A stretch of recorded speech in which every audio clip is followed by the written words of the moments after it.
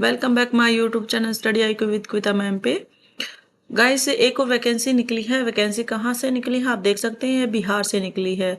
और वैकेंसी ये निकली है ये प्राथमिक जो प्राइमरी स्कूल होते हैं ना, उसमें जो प्रिंसिपल लगते हैं, प्रधान शिक्षक होता है, हेड मास्टर जिसको बोलते हैं, उसकी वैकेंसी निकली। और वैकेंसी भी काफी निकली हुई है, आप देख सकते हैं 40,247 जो है वैकेंसी निकली हुई है। ये इसमें दिया हुआ है, ये तो आपका जो कैटेगरी होती है ना कि अनारक्षित वर्ग, आर्थिक रूप से कमजोर वर्ग है, तो उसके ये आपकी कैटेगरी दी हुई है। और ये उनकी कैटेगरी के हिसाब से इनको वैकेंसी को डिवाइड किया गया है। जैसे 10,081 है, ये जैसे अनारक्षित वर्ग की है। टोटल 10,081 वैकेंसी निकली है। और 35% से जो आरक्षण है वो महिलाओं के लिए। यानी इसमें क्या है, इन्होंने रिजर्वेशन दिया है सिर्फ इन पे, क्या है, जो वुमेन्स के लिए ये टोटल वैकेंसी वुमेन्स के लिए दी हुई है। आप अपनी कैटेगरी के हिसाब से आप देख सकते हैं, इसमें टोटल वैकेंसी 40,247 है। और अगर खाली महिलाओं की बात करते हैं, वुमेन्स की बात करते हैं, तो वुमेन की 14,093, तो ये 35% जो है इनकी रहने वाली है। यहाँ पे दिया गया है, देखो अब ये जो राज्य स्वतंत्रता सेनानी वगैरह हो उनके लिए 2% जो है इनकी आरक्षित रहती हैं। यानी जैसे कोई भी अगर उसमें लगा हुआ है, आर्मी वगैरह में लगते हैं ना जैसे, तो उसके जो भी सन डॉटर वगैरह है, उनकी जो 2% की क्या होती है, इनकी संख्या रहने वाली है। तो टोटल वैकेंसी की बात करें तो 803 वैकेंसी इसमें रहने वाली है। ये है दिव्यांग के लिए। आपका जैसे जो दृष्टिबाधित है, मूक बाधिर है, अस्थि जो दिव्यांग होते हैं, तो उनकी वैकेंसी दी हुई है। टोटल है इसमें ये अलग अलग वैकेंसी दी है, 418, 406, 395 और 390। अब ये इन्होंने सैलरी का बताया हुआ है कि 30,500 इसकी जो है सैलरी रहने वाली है।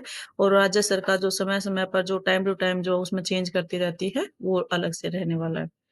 अब इसमें एज की बात करते हैं, जो एज रहने वाली है, तो इसमें बोल रहा है कि जैसे आप देख सकते हैं इसके अंदर कि जो बिहार जो इसकी नियमावली जो होता है ना, जो रूल बनाया गया है 2024 के अंदर, तो 2 में यथा परिभाषित ऐसे सभी प्रशिक्षित प्रारंभिक शिक्षक जिन्हें स्थानीय निकायों द्वारा नियोजित किया गया है, उसके हिसाब से जो है इसमें एज वगैरह जो है इसके अंदर डाली गई है। और ये कहता है कि जो उनके पास कम से कम 8 साल का उनके पास क्या होना चाहिए, टीचिंग का आपका एक्सपीरियंस होना चाहिए। क्योंकि प्रिंसिपल का के लिए जो है टीचिंग एक्सपीरियंस आपको होना चाहिए, तभी आप टीचर के लिए जा सकते हो।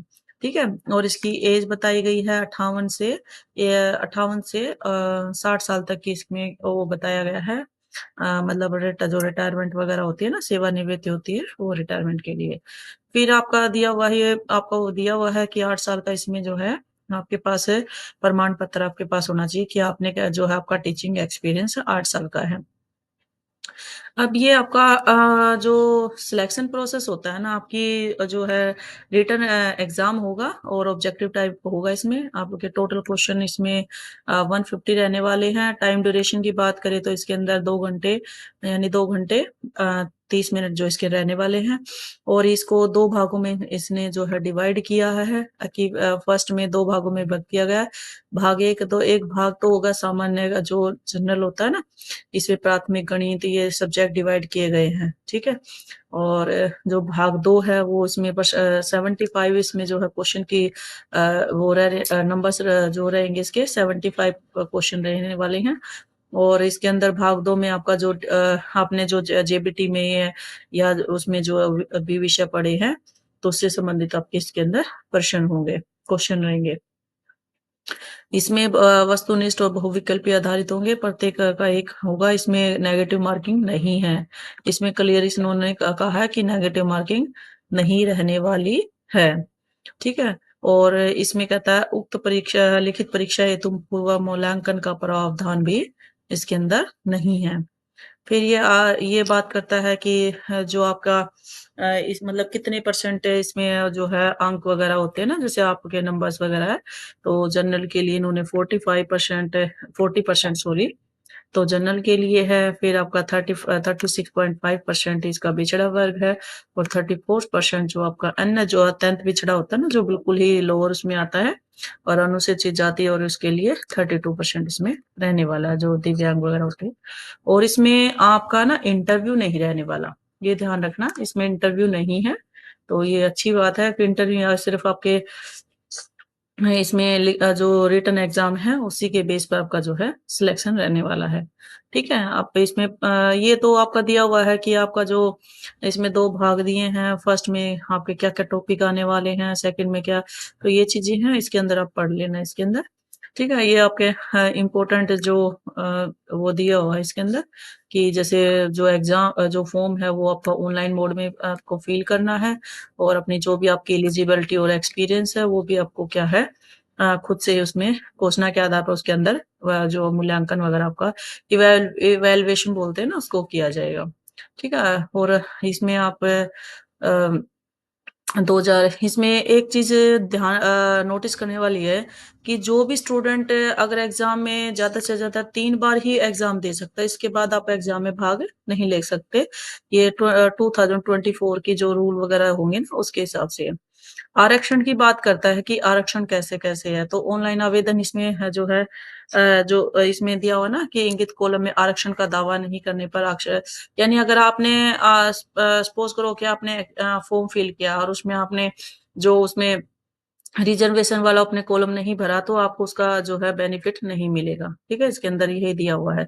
आपके आपको इसमें जैसे जाति प्रमाण पत्र, ये देखो फॉर्म वगैरह ना सबको भरना आता है, इसमें आप पढ़ लेना, क्योंकि जो रिजर्व सीट से आता है तो उसको रिजर्वेशन का आपका जाति प्रमाण पत्र होना चाहिए कि भाई आप किस जाति से जो है बिलोंग करते हैं। ठीक है, तो ये सारा आपके उसका क्लियरेंस वगैरह जो आपका पता होना चाहिए, सब कुछ अच्छे से फॉर्म फिल करना चाहिए। ठीक है, और इसमें कोड दिया हुआ है आपका, जैसे अगर आप अनरिजर्व कैटेगरी से हैं, शेड्यूल कास्ट से हैं, शेड्यूल ट्राइब से हैं, ठीक है, एक्सट्रीमली जो बैकवर्ड क्लासेस होती हैं, बैकवर्ड क्लासेस है, इकोनॉमिकली जो वीकर सेक्शन होता है ना, तो उसका ये कोड दिए हुए हैं कि फर्स्ट सेकंड थर्ड फोर्थ इस तरह से।